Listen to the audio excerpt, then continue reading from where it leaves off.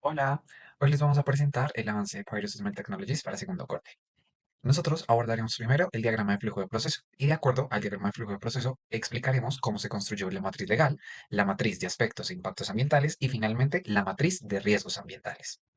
Teniendo en cuenta que nuestro sistema de gestión ambiental cubre tanto los procesos productivos como los procesos administrativos de Pyroson Technologies, es importante determinar y hablar sobre el diagrama de flujo de proceso. El proceso propuesto para la síntesis de N-propilacetato, nuestro producto de interés, se divide en tres grandes secciones. La primera de ellas, las materias primas.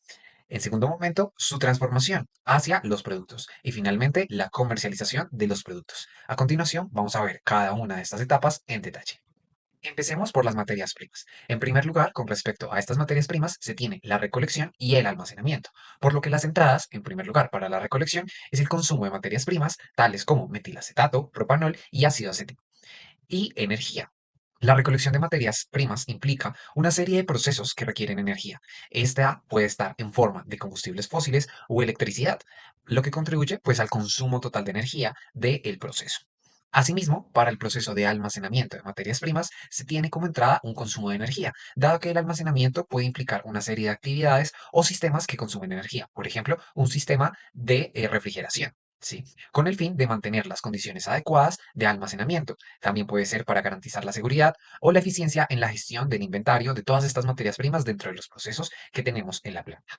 Ahora bien, como salidas en ambos procesos, es decir, tanto en la recolección como en el almacenamiento de las materias primas, se nos generan residuos. Primero, con respecto a la recolección, se generan residuos tanto del embalaje como de envase o con la selección y clasificación.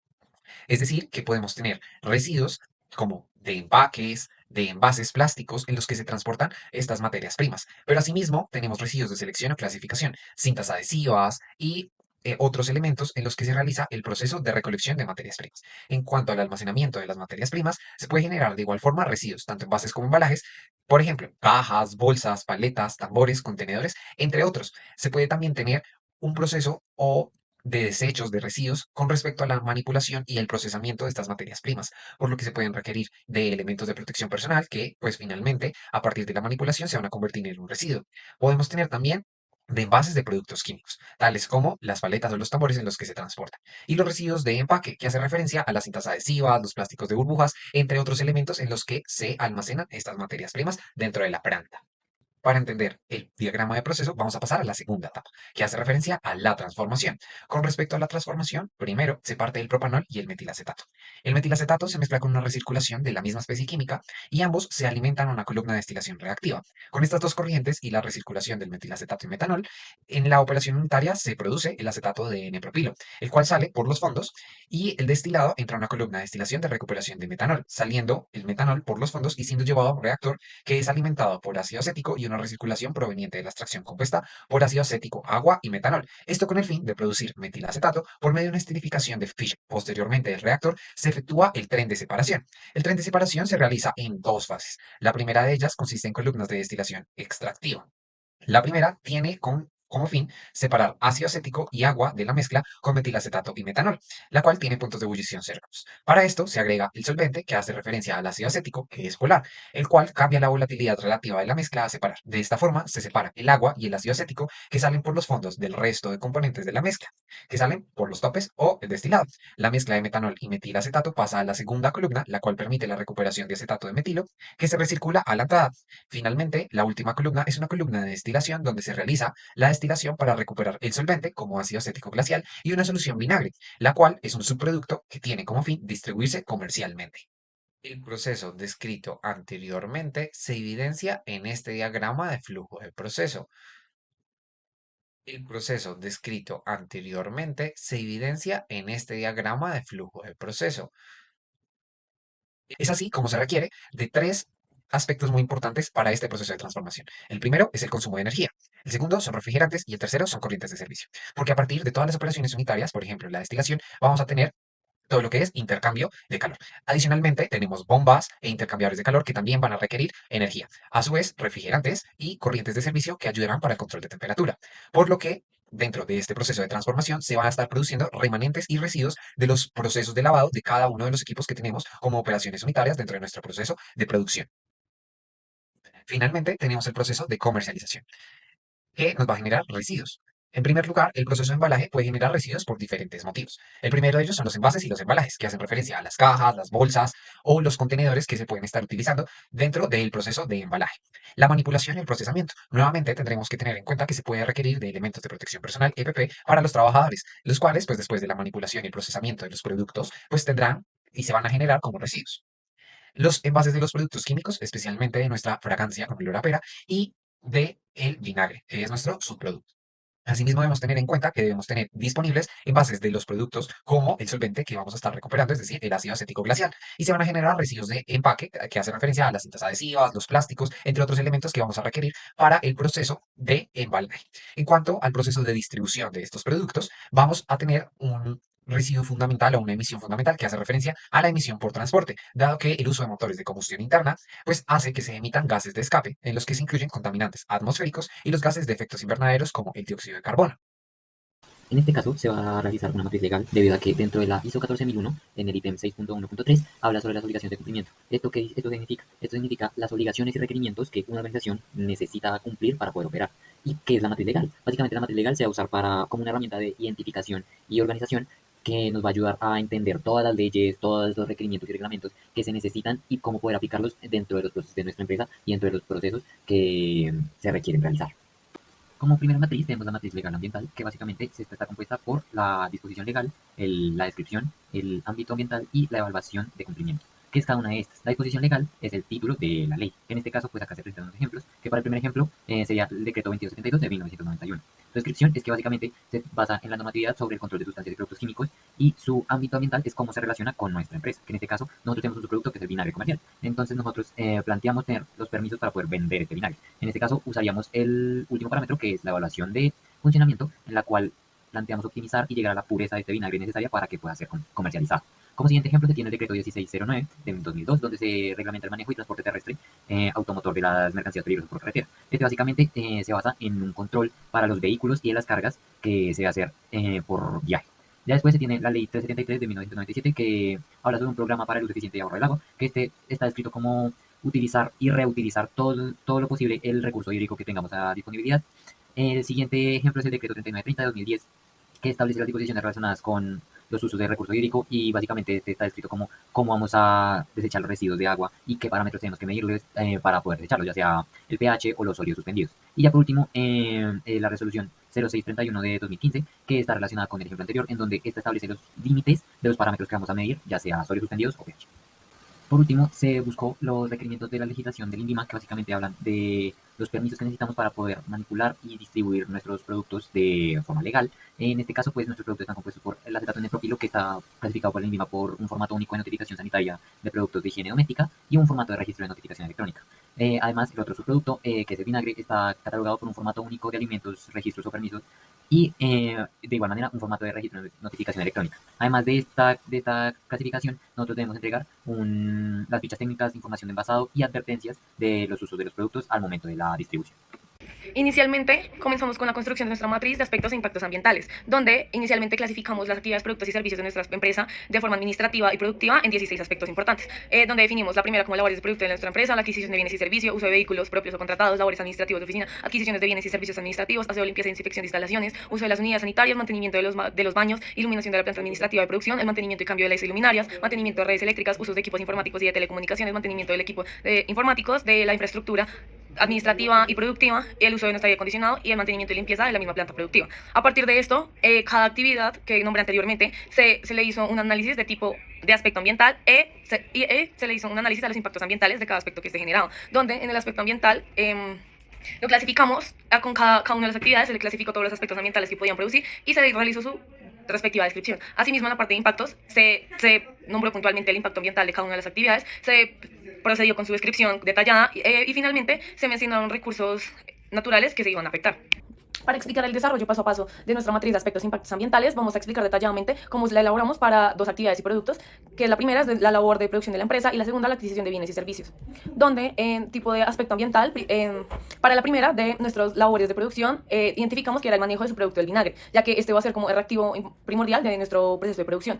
Y su descripción es: el proceso es apto para tener un aprovechamiento de solvente, el ácido acético en nuestro caso, generando una solución de vinagre. Para nuestra segunda actividad, que es la adquisición de bienes y servicios, vamos a tener como aspecto ambiental el consumo energético, donde su descripción es la actividad de nuestra actividad de producción requiere el uso de energía, tanto como por parte de las maquinarias utilizadas en su proceso como de tratamiento y para las instalaciones de la oficina. Pasando a la parte de los impactos ambientales que genera en los aspectos que se identificaron anteriormente, tenemos para nuestra primera actividad que el impacto ambiental es el daño al medio ambiente por mezclas de sustancias químicas, ya que tenemos que ser muy cuidadosos con esto porque esto puede afectar de una u otra forma, sea directa o indirecta, pues nuestro medio ambiente, donde su descripción hace referencia a que en nuestro proceso, en la columna C105, ha sido diseñado para operar con más precisión y eficiencia, permitiendo la separación de componentes de la mezcla original con una alta selectividad. Esto pues, nos resulta en la obtención del ácido acético glacial altamente puro, que cumple con los estándares de calidad más exigentes. Este solvente pues es uno, esta vez este se recupera y puede ser destinado a diversas aplicaciones industriales, químicas y farmacéuticas, contribuyendo así pues, al ciclo sostenible de recursos y materias primas, donde nosotros buscamos finalmente, utilizarlo en nuestro proceso, le vamos a hacer un tratamiento para obtener su mayor pureza en la columna C105 mencionada anteriormente, para así poderla comercializar y reducir nuestro impacto ambiental. El recurso que vamos a afectar para realizar este proceso es el suelo, el agua, el aire y los seres vivos. El impacto ambiental de nuestro consumo energético será el agotamiento de recursos, tales como el combustible fósil. Y la descripción de este pues, es el uso insostenible de la energía, tiene como resultado el agotamiento de las fuentes de energía no renovable, tales como el gas natural, el petróleo y el carbón. Estas formas de energía requieren millones de años para su formación y con la tasa actual de consumo eventualmente se agotarán o dejarán de ser económicas y viables en un futuro muy cercano. El recurso que vamos a afectar directamente va a ser el combustible fósil. Posteriormente continuamos ya con un análisis más detallado y cualitativo y cuantitativo de cada uno de los aspectos que estamos identificando. Inicialmente tenemos las condiciones de operación, donde esta pues, se va a clasificar en normal, anormal y energéticamente. La N, en este caso, ambas se encuentran en N, refiriéndose a que tienen unas condiciones de operación normal. Posteriormente continuamos con los requisitos legales, donde vamos a tener como criterio la existencia de, como leyes que pueden aplicar frente al aspecto que identificamos y su cumplimiento. La existencia pues de la normatividad vigente hace referencia a 1, si no existe algún requisito legal en el momento, y 10, si existe algún requisito legal que nos permita llevar el control pues de nuestro aspecto, donde podemos evidenciar que para ambas actividades sí hay un requisito existente. Y con el cumplimiento, el 5 hace referencia pues a su existencia y a su cumplimiento, donde podemos evidenciar que en ambas está. Posteriormente, pues se le da un total de criterios de requisitos legales, donde estas anteriores dos variables se van a multiplicar y en ambas obtenemos 50. Así procedemos a las partes interesadas, donde vamos a evaluar la existencia y la exigencia y un acuerdo, que esta la vamos a clasificar como 1 si se hizo la gestión correspondiente, 5 si se ha realizado algún tipo de gestión y 0 si no se ha realizado ningún tipo de gestión, donde podemos evidenciar que en ambos aspectos sí se hizo la gestión, ya que pues tienen el número 1. Y pues refiriéndonos a la misma gestión, el 1 pues nos está rectificando la información anterior. Ahí es donde pues otra vez vamos a tener nuestro total de criterio de partes interesadas, donde pues esto se está multiplicando y obtenemos un valor de 1 en ambas. Finalmente, vamos con el impacto ambiental, donde vamos a tener tres variables, que va a ser la frecuencia, la severidad y el alcance de esta, donde la frecuencia pues 10 va a ser la mayor frecuencia, donde ambas pues las tienen, como que tienen un control, la severidad del impacto ambiental que van a tener y el alcance hace referencia a 1 como el área que influencia que pudiese verse afectada por el impacto ambiental generado por nuestro aspecto es analizado. Puntualmente el impacto ambiental se manifiesta solo en un lugar. Si es 5, se refiere a que el impacto ambiental que este aspecto está generando está afectando a más de un lugar. Por ende, podemos evidenciar que nuestro primer aspecto solo está afectando a un lugar, sin embargo, nuestro segundo aspecto sí está afectando a más de un lugar. Finalmente, pues tenemos nuestro total criterio de impacto ambiental que realizamos, donde pues estas variables se tienen una ecuación y nos van a arrojar unos números. Entre mayor sea el número, mayor va a ser el impacto ambiental. Finalmente, tenemos el carácter positivo o negativo, donde se va a clasificar como que esto hace referencia a la acción que se lleva a cabo en el medio ambiente, también como una consecuencia, refiriéndose a las actividades que el hombre realiza en el medio que pueden generar un impacto ambiental, donde pues estos impactos pueden ser positivos, refiriéndose a que benefician al medio ambiente, o negativos, donde lo están perjudicando. Si pues, nuestro resultado va a ser positivo, es porque pues, estamos beneficiando al medio ambiente, tal como se puede ver en nuestro primer aspecto, que nos dio un valor de 1. Y si es negativo, como se puede ver en nuestro segundo aspecto, estamos viendo que estamos teniendo un impacto ambiental negativo. Finalmente, vamos con el análisis de acciones de control, donde para nuestro primer aspecto los clasificamos e identificamos 7 de estos, donde determinamos que se debe tener un cumplimiento con el seguimiento de la pureza de la solución, un control de seguimiento a registro de sus productos generados, un seguimiento del formato único de alimento registrado su permiso, o notificación sanitaria y trámites asociados, el seguimiento del formato pues, de registro mencionado anteriormente, la entrega de fichas técnicas con formulación, que se debe relacionar la fórmula cualitativa y cuantitativa con nombre genérico y nomenclatura respectiva de la UPAC, la entrega de las fichas técnicas con especificaciones organolépticas y físico-químicas del producto, que estas se deben relacionar con las propiedades organolépticas, tales como sabores, texturas, olor y color de nuestro producto y físico-químicas del producto terminado. Y finalmente tenemos que la institución verificada del establecimiento tenga la capacidad para fabricar los productos de higiene domésticos y absorbentes de la higiene personal. Para nuestro segundo aspecto identificamos 6 acciones de control, donde la primera es el cumplimiento del programa de ahorro y uso de energía, la ejecución de capacitaciones del personal sobre el programa de ahorro y uso eficiente de energía a personal del aseo, vigilancia, conductores y proveedores. Procedemos con la ejecución de capacitaciones a funcionarios y contratistas de nuestra planta de producción, con el seguimiento y registro del consumo de energía de una forma frecuente, con la incorporación de energías limpias dentro de las instalaciones y finalmente con la difusión de campañas ambientales por medio de comunicaciones internas, por medio de la página web de la empresa sobre el consumo de la energía.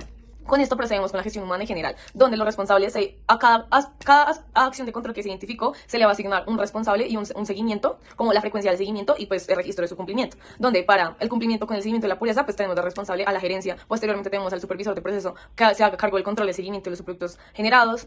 Para el seguimiento del formato único de alimentos tenemos de responsable la gerencia y la dirección de operaciones. Estos tres mencionados se tiene que realizar un seguimiento de forma permanente.